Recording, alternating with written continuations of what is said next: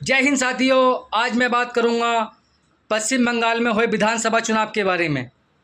आप सबको पता होगा कि 4 मई को विधानसभा चुनाव के नतीजे आए थे पश्चिम बंगाल के, और टीएमसी का इतना बुरा हाल कैसे हुआ और बीजेपी ने वहां पर प्रचंड बहुमत से अपनी सरकार कैसे बनाई। और कल यानी कि 9 मई को शुभेंदु अधिकारी ने शपथ ली है मुख्यमंत्री पद की।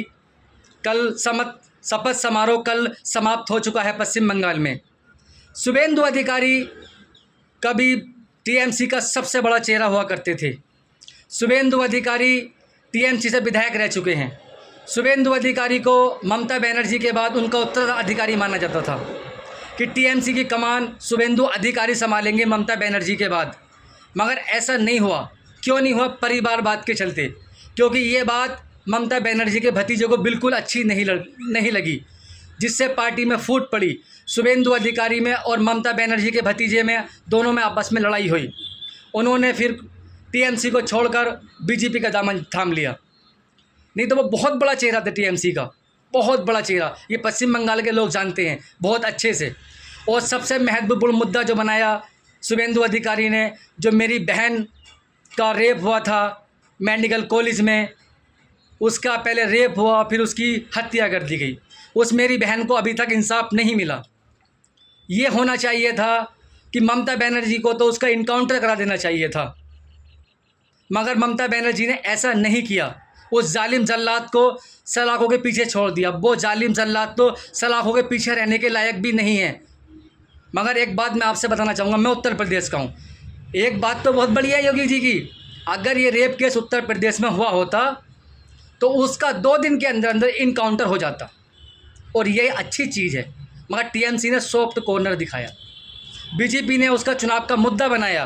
और बीजेपी ने मुद्दा ही नहीं बनाया, उस मेरी बहन की मां को विधानसभा का टिकट भी दिया और उनको विधायक भी बनाया।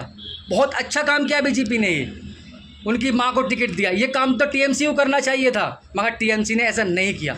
टीएमसी ने उन मुद्दों की बात ही नहीं की। टीएमसी ने तो गुंडागर्दी की बात करी। हाँ, ये भी सच है कि भारतीय जनता पार्टी ने वहाँ पर हिंदू मुसलमान की राजनीति की है। वो तो करती है भारतीय जनता पार्टी, उसमें कोई दो राय नहीं है, ये सब लोग जानते हैं। मगर मैं अपने वीडियो के माध्यम से अब शुभेंदु अधिकारी जी से ये कहना चाहता हूँ कि उस मेरी बहन को इंसाफ मिले। आप अब मुख्यमंत्री हैं वहाँ के, आप उसका इनकाउंटर कराएं, जब जाकर उस मेरी बहन की आत्मा को शांति मिलेगी। ऐसी घटना देश में फिर दोबारा ना हो। ऐसे लोगों को तो सड़क के सामने गोली मार देनी चाहिए, उनका तो बहुत बुरा हाल कर देना चाहिए। मगर नहीं, सलाखों के पीछे जाते हैं, वहाँ पर रहते हैं। वो तो सलाखों के पीछे रहने के लायक भी नहीं है ऐसे लोग।